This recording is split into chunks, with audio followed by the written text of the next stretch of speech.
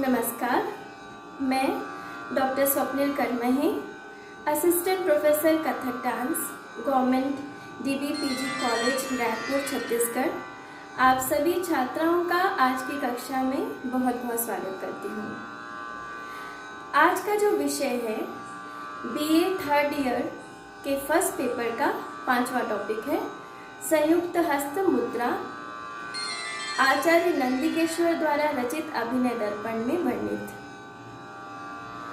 हस्त मुद्रा, hand gestures, हाथों की सांकेतिक भाषा को हस्त मुद्रा कहते हैं।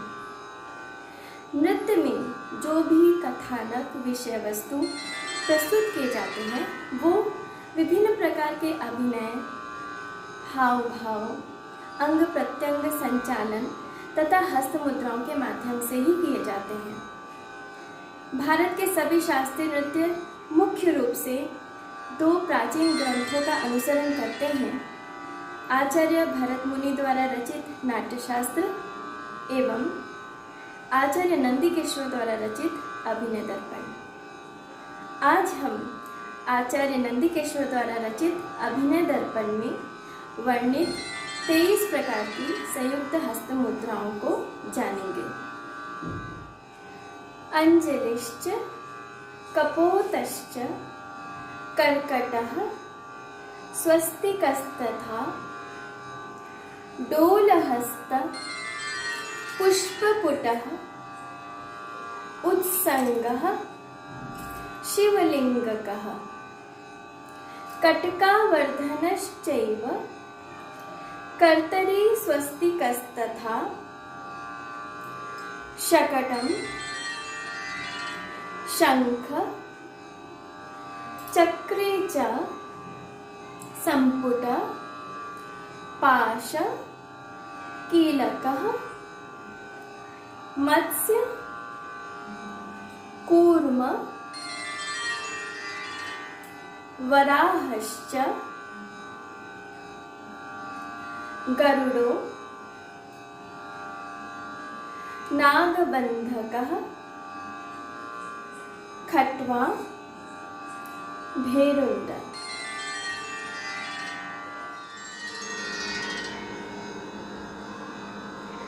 अंजलि हस्त लक्षण। पताक हस्त मुद्रा बनाकर दोनों हथेलियों को यदि परस्पर जोड़ दिया जाए तो उसे अंजलि हस्त कहा जाता है।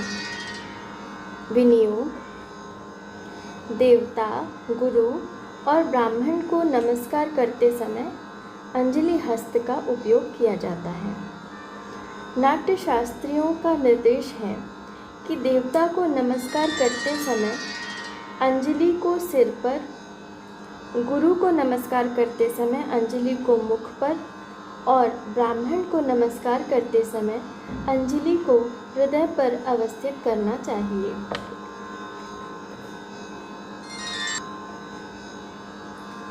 कपोत हस्त, यही अंजलि हस्त उस अवस्था में कपोत हस्त कहा जाता है यदि दो पताक हस्त को केवल मूल अर्थात कलाई और अग्रभाग उंगलियों की छोर से संयुक्त कर दिया जाए और हथेली के बीच का हिस्सा खोखला रहे।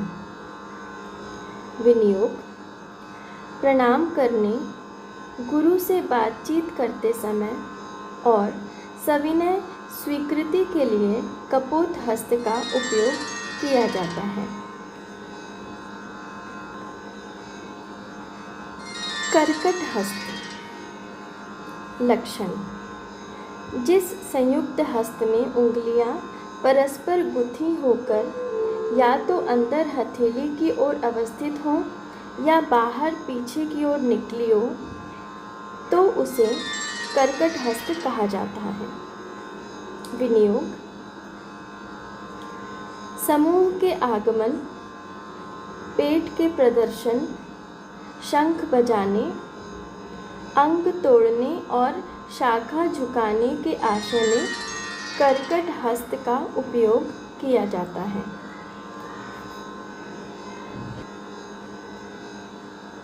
स्वस्तिक हस्त जब पताक हस्त की मुद्रा में दोनों हाथों की कलाई बांधकर उत्तान करके रखा जाए तो उसे स्वस्तिक हस्त कहा जाता है।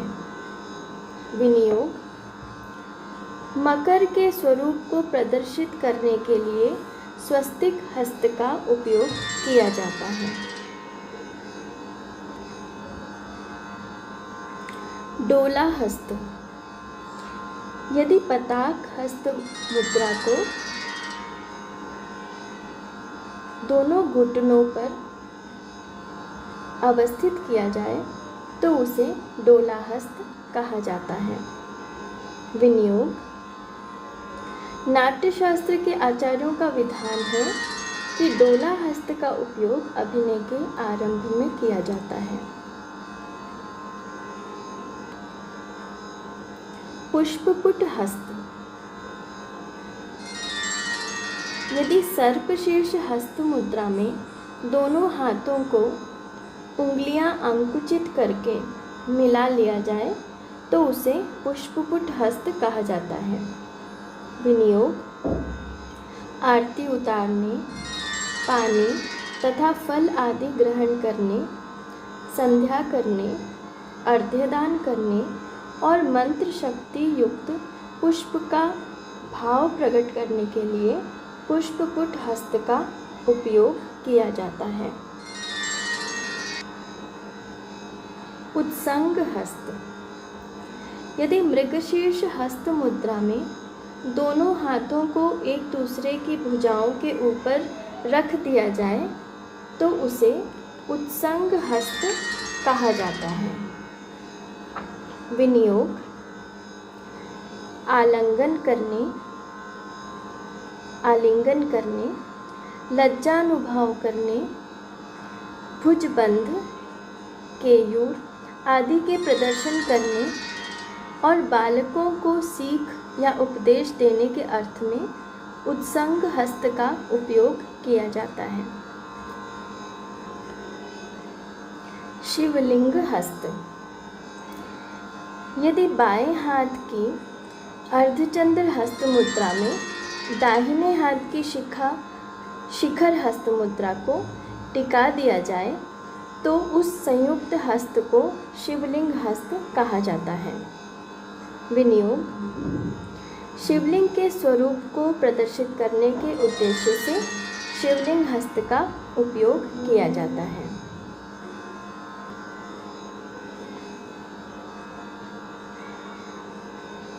कटकावर्धन हस्त: नाट्याचार्यों का अभिमत है कि यदि कटकामुख हस्त मुद्रा में दोनों हाथों की कलाइयों को स्वस्तिक हस्त मुद्रा में प्रदर्शित किया जाए तो उसे कटकावर्धन हस्त कहा जाता है।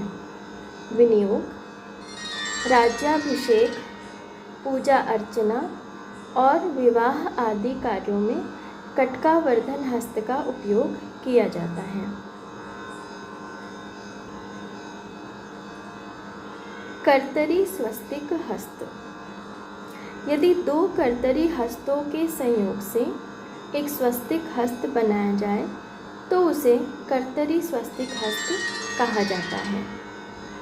विनियोग: वृक्ष शाखाओं, पर्वत शिखरों और वृक्षों का भाव व्यक्त करने के लिए कर्तरी स्वस्तिक हस्त का उपयोग किया जाता है।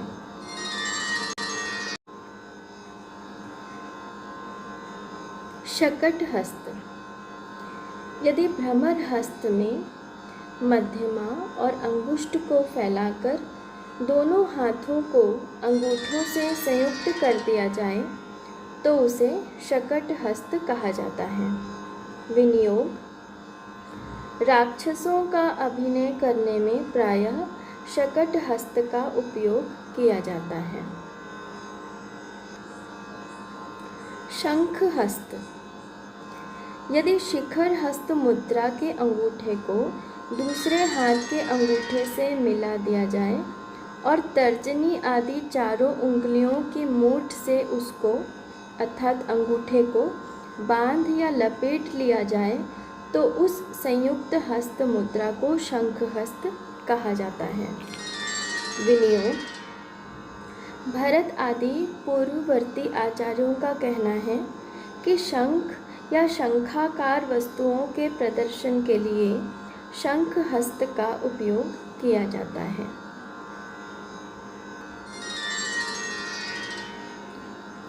चक्र हस्त। यदि एक अर्धचंद्र हस्त की हथेली पर दूसरे अर्धचंद्र हस्त की हथेली को ऊपर से इस प्रकार तिरछा या आर पार करके रखा जाए कि जिससे दाएं हाथ का अंगूठा बाएं हाथ की भुजा की ओर हो, तो उसे चक्र हस्त कहा जाता है। विनियोग। चक्र या चक्राकार वस्तुओं के प्रदर्शन के लिए चक्र हस्त का उपयोग किया जाता है। संपुट हस्त। यदि चक्र हस्त की फैली हुई उंगलियों को परस्पर हथेली में गूंथ देने के उद्देश्य से मोड़ लिया जाए तो उसे संपुट हस्त कहा जाता है। विनियोग। किसी वस्तु को ढकने और पेटी का निर्देश करने के लिए संपुट हस्त का उपयोग किया जाता है। पाश हस्त।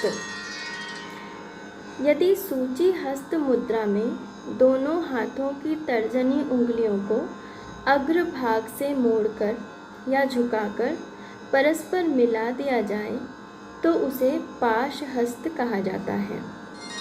विनियोग। पारस्परिक कलह, जाल, साकल या जंजीर आदि का निर्देश करने के लिए पाश हस्त का उपयोग किया जाता है। कीलक हस्त। यदि मृगशीर्ष हस्त मुद्रा में दोनों हाथों की कनिष्ठिका उंगलियों को भीतर की ओर मोड़कर गूंथ दिया जाए तो उस हस्त मुद्रा को कीलक हस्त कहा जाता है। विनियोग। स्नेह और हास परिहास के लिए कीलक हस्त का उपयोग किया जाता है। मत्स्य हस्त। अधोमुख की स्थिति में जब एक हाथ की पीठ पर दूसरे हाथ को रख दिया जाए और दोनों कनिष्ठिकाएं तथा अंगूठे बाहर की ओर फैला दिया जाए तो उसे मत्स्य हस्त कहा जाता है। विनियोग। अभिनय में मत्स्य की मुद्रा प्रदर्शित करने के लिए मत्स्य हस्त का उपयोग किया जाता है। कूर्म हस्त। यदि चक्र हस्त मुद्रा में अंगूठा और कनिष्ठिका को छोड़कर शेष सभी उंगलियों को मोड़कर दोनों हथेलियों को परस्पर गूंथ दिया जाए तो उसे कूर्म हस्त कहा जाता है। विनियोग। कछुए का भाव प्रदर्शित करने के लिए कूर्म हस्त का उपयोग किया जाता है। वराह हस्त। यदि एक मृगशीर्ष हस्त में दूसरे मृगशीर्ष हस्त को इस प्रकार ऊपर से रख दिया जाए कि एक हाथ के अंगूठे से दूसरे हाथ की कनिष्ठिका मिली हो तो उस संयुक्त हस्त मुद्रा को वराह हस्त कहा जाता है। विनियोग। वराह अर्थात सूअर का प्रदर्शन करने के लिए वराह हस्त का उपयोग किया जाता है। गरुड़ हस्त। यदि दो अर्धचंद्र हस्त को उत्तान दशा में इस प्रकार भुजबंद में टिकाकर परस्पर तिरछा फैला दिया जाए कि जिससे दोनों अंगूठे आपस में गुथे हों तो उसे गरुड़ हस्त कहा जाता है। विनियोग। गरुड़ का निर्देश करने के लिए गरुड़ हस्त का उपयोग किया जाता है। नागबंध हस्त। यदि सर्पशीर्ष हस्त और स्वस्तिक हस्त को मिला दिया जाए अर्थात भुजबंध से एक दूसरे पर रख दिया जाए तो उसे नागबंध हस्त कहते हैं। विनियोग: नागबंध या नागफांस के प्रदर्शन के लिए नागबंध हस्त का उपयोग किया जाता है। खटवा हस्त। यदि एक चतुर हस्त को दूसरे चतुर हस्त पर आमने सामने रख दिया जाए और दोनों की तर्जनी तथा अंगूठा खोल दिए जाएं और दोनों हाथों की मध्यमा तथा अनामिका उंगलियां मुड़ी होकर एक दूसरे के सामने अवस्थित हों तो उसे खटवा हस्त कहा जाता है। विनियोग: चारपाई तथा पालकी को प्रदर्शित करने के लिए खटवा हस्त का उपयोग किया जाता है। भेरुंड हस्त। यदि दो कपित्थ हस्त मुद्राओं की कलाइयों को आपस में मिला दिया जाए तो उसे भेरुंड हस्त कहा जाता है। विनियोग: भेरुंड पक्षी और पक्षी युगल का प्रदर्शन करने के लिए भेरुंड हस्त का उपयोग किया जाता है।